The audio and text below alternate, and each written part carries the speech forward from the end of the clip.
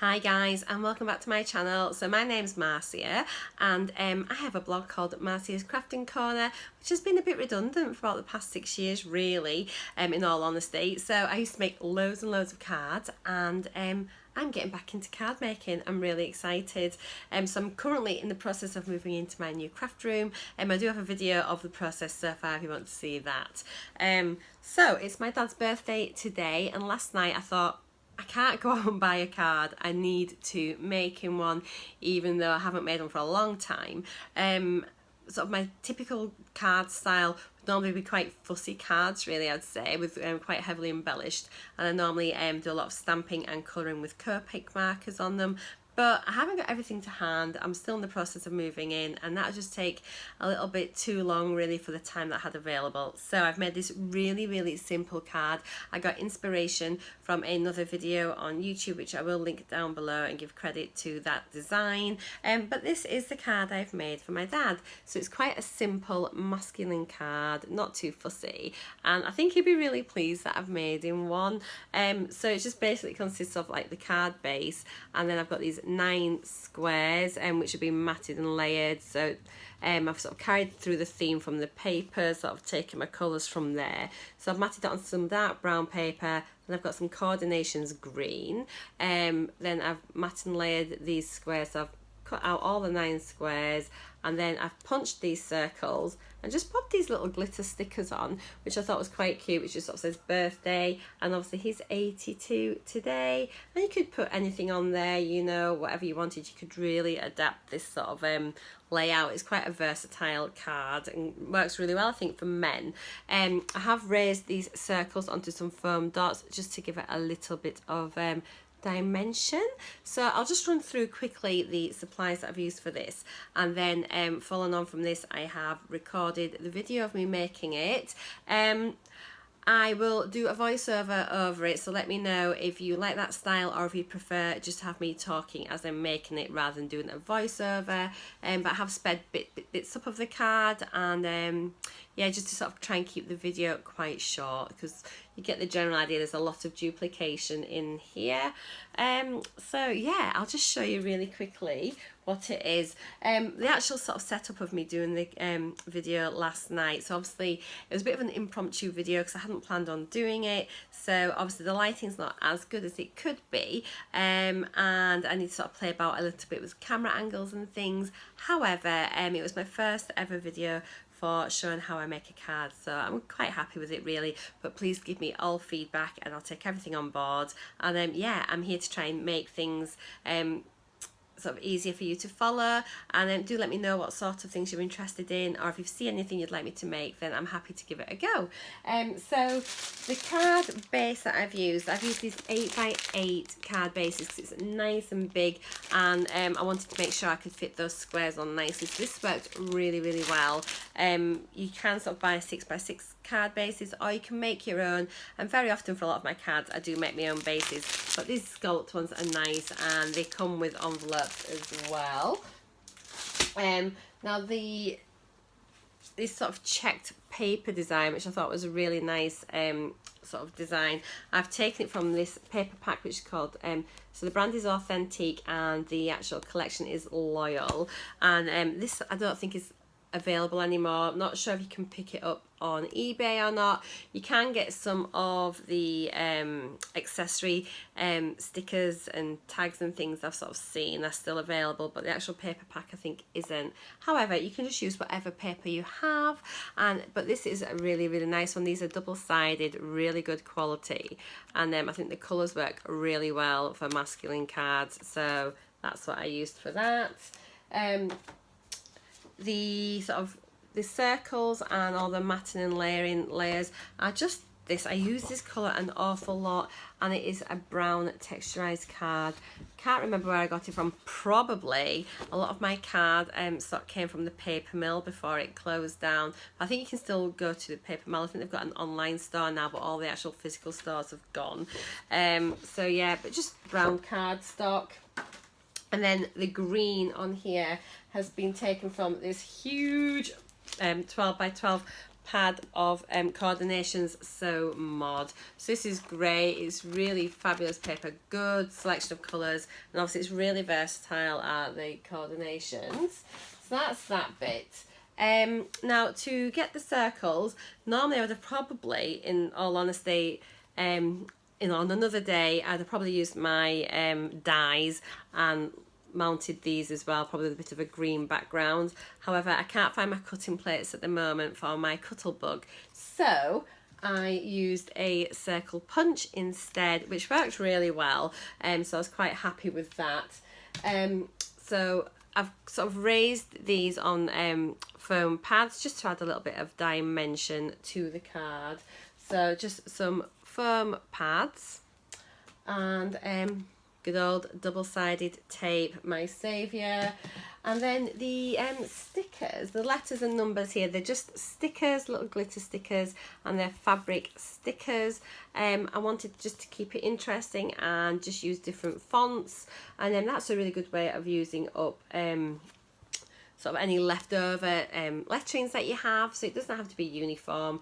And then I've just put my dad's age in the middle here. He's going to be 82. So yeah, I had considered popping something in here saying happy birthday dad, but it just didn't seem to sit well with the design of the card, and I just quite liked the uniformity of the squares.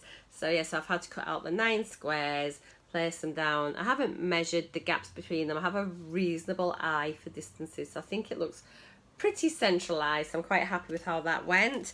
The stickers, so the lettering stickers were these fabric stickers here, and so there's a really good mix of fonts and sizes, and there's the letters, and then there are some numbers and sort of different, oh gosh, can't think of the word. And then you've got your pounds, and you've got some ats and brackets, and so just sort of different oh, what are these called? Oh, I'm having a bit of a brain fog. But anyway, a really, really nice versatile little pack of stickers there. And then you can get these, I probably got these from the Range or somewhere like that. They have a really good mix of stickers. And then the numbers, I wasn't really happy with the numbers on that one, because the only number 2 I had left on there wasn't a very nice one that I liked. So this is just a little pack of number glitter stickers that I got from the Range, and these are Glitterations by Anita's. And again, I'm not sure if these are still available. I've had them such a long time, but there'll definitely be something very similar to that you can use. So yeah, I think that is all the supplies. But yeah, I hope you enjoyed the video. Do give me feedback. I'm just here to sort of learn to make better videos for you all, and if there's sort of different techniques and things you'd like to see, then I can do that. I can share colouring images, we can look at different collections and things. I've got so many paper pads, it's ridiculous, and we can go through those. But yeah, just let me know what you want to see, or if you want to sort of start looking at Christmas cards and things, then let me know. So enjoy the video, and take care. Don't forget, if you've enjoyed this, do give me a thumbs up, subscribe, and leave me a comment. See you later, guys. Bye. Right then, so first of all I took the brown card and I cut this to 7.5 inches square.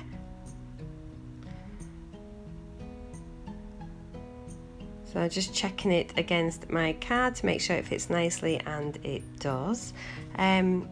So the next thing that I'm wanting to do now is I'm just cutting out the circles. So I'm just punching these using a 1.5 inch circle punch.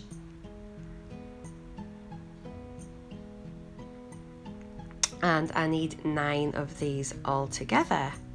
And you can of course use your dies if you want to use a circle die instead.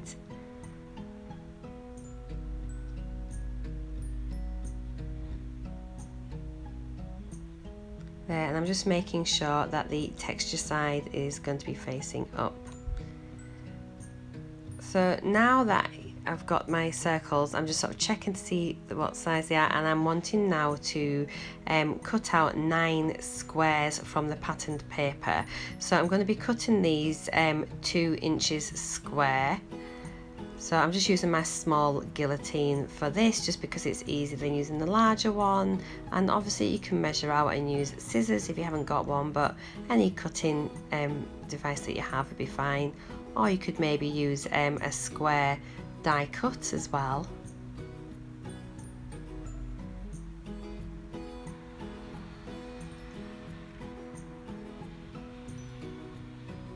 I really like this paper. I think it's so nice for mail cards. It's just really beautiful colours.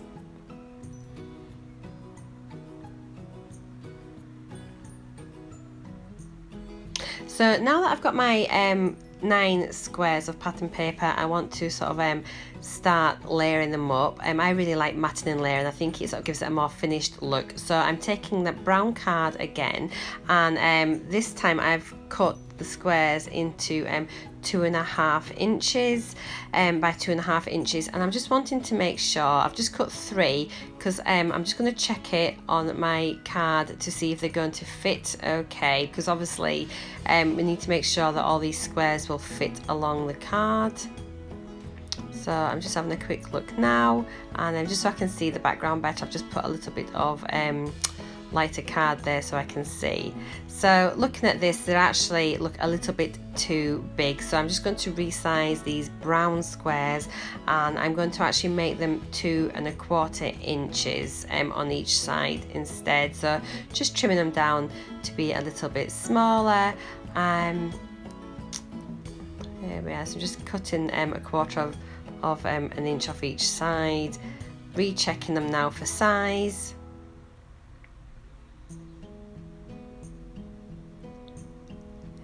And that looks a lot better. So I can now cut out my 9 squares in brown card, making sure that they're all 2.25 inches on each side.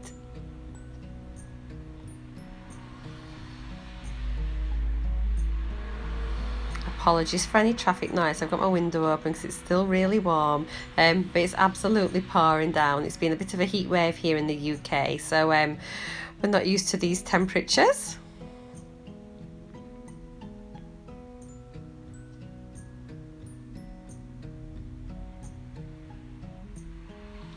Right then, so I'm just going to gather everything together, and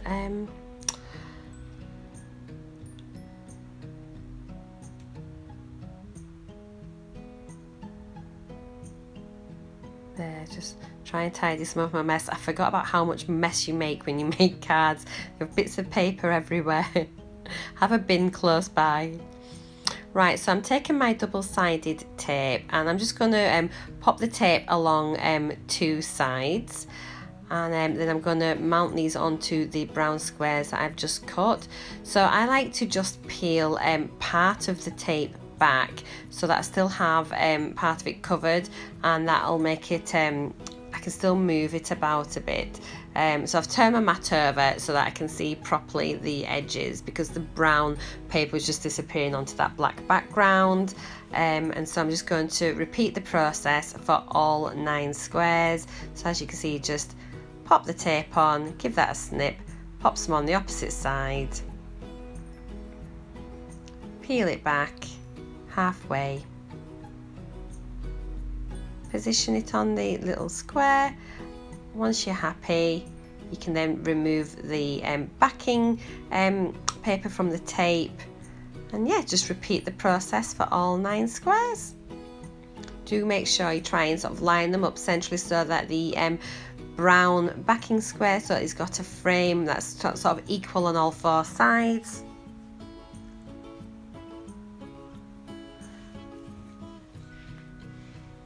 You can of course use wet glue, or you could use a tape runner pen. It's just whatever you want to use to stick those squares on.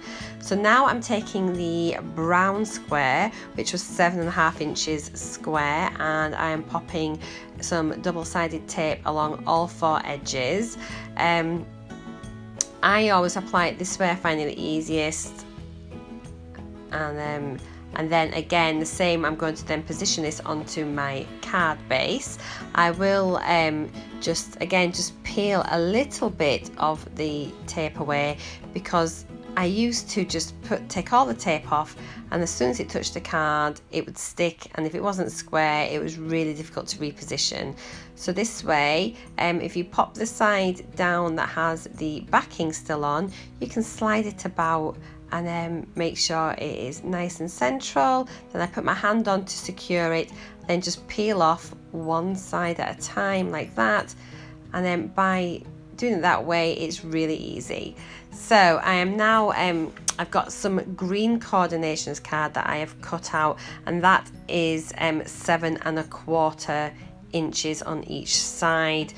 So it's 1/4 inch smaller than the brown one, and that way you get a nice border around. It's up to you how much border you want to see, if you want any at all. As I've said, I really like matting and layering all my layers. It uses a lot of tape and a lot of paper, but I just think it looks more finished. So the same process, just running the tape along all 4 edges, peeling back just a small bit, and if you make sure that that little bit of backing is sticking out, that makes it easier to get hold of when you want to remove the whole length of the backing tape. Just reposition, and so again make sure you've got an equal border all the way around. Once you're happy with the position, hold in place and then just pull out that little bit of backing that you had left out, and then that removes it so your card can stick down. So now what I'm going to do is I'm just taking my 9 squares and I'm just sort of positioning them so that I can sort of see where I roughly want to place them, making sure that I have the opening the correct way so that the folded side is to the left hand side of me, so that I'm not doing it. I have in the past made a card upside down before, so do pay attention to where that fold is. So that's my 9 squares there. So what I'm going to do now is, again, I'm taking more double-sided tape and I'm now going to secure these squares onto that large green square. So to make sure it's nice and equal and that the spacing is equal, my plan is to put the 4 corners on first and then work from there. So yes, by getting that way it should be nice and even, rather than starting at one side working down then realizing that your spacings are uneven. Now if you want to, you can measure the spaces. I have quite a decent eye at gauging distances, and so I just do it by eye, but you know, if you're a perfectionist, by all means measure those spaces.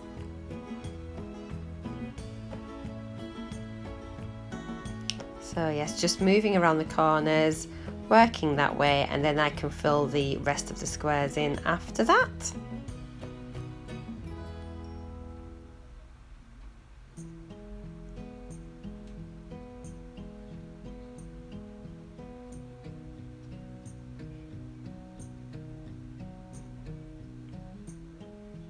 Right then, so just for the final corner, repeating it again. You become an absolute expert at double-sided tape after doing this card.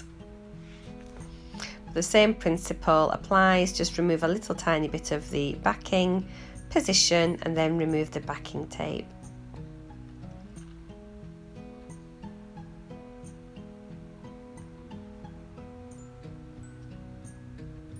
There, so that's all my 4 squares secured down. So now what I'm going to do is just pop the square in for the middle top and just get that positioned so I've got an even gap on the left and the right of that square, and keeping it in line with the top so it runs along in line with the 2 existing squares. And then now you've kind of got your template, you can just follow these down and just make sure everything is evenly spaced between the neighbouring squares.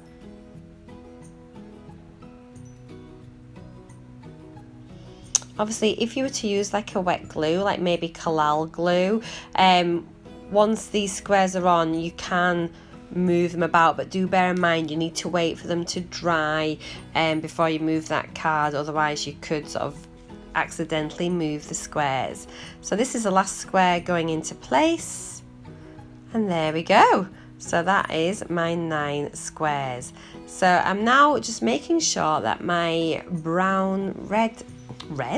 my brown punched circles, I'm making sure the texturized sides are up, because one side of the card is smooth and the other's got some texture on. So what I want to do now is just put my stickers on first. So I'm just sort of looking at placement and popping them in the middle. Just sort of working out which letterings I want from the little glitter set. But I just think it's quite a nice idea, just using different fonts and sizes of stickers. And as I say, it does use up any leftovers that you have that may just sort of be redundant, that you sort of can't fit into someone else's name. So it's a good way of using up your stock. I just couldn't work out which well, you'll see when I get to this letter D, I couldn't work out what D I wanted to use, and so I put it on last, and I just, to be honest, I'd have still preferred a different font for the D. I'm not entirely happy with this one, but I think in the end it looks okay, so you work with what you have. So yeah, just popping on the number now in the middle, and then just trying to see which number 2 that I wanted to use. Popped it on. I use a little pokey tool here actually, just to help position everything so I haven't got my fingers in and removing the stickiness, and it's sort of quite a handy way just for placement. I wasn't exactly happy with that 2 there, so I just wanted to slightly reposition it, and it did sort of come off very easily, and then just made sure it was nice and straight, popped it back on, and there we are. So now all we need to do are attach the circles with some foam pads. So I've popped 2 rectangular pads onto each circle, and then place the circle sort of central to the square. You could, if you wanted, just stick them flat if you haven't got any foam pads, but I always like to try and add a little bit of interest and just a little tiny bit of dimension in one way or another. So yes, that's why I'm doing this.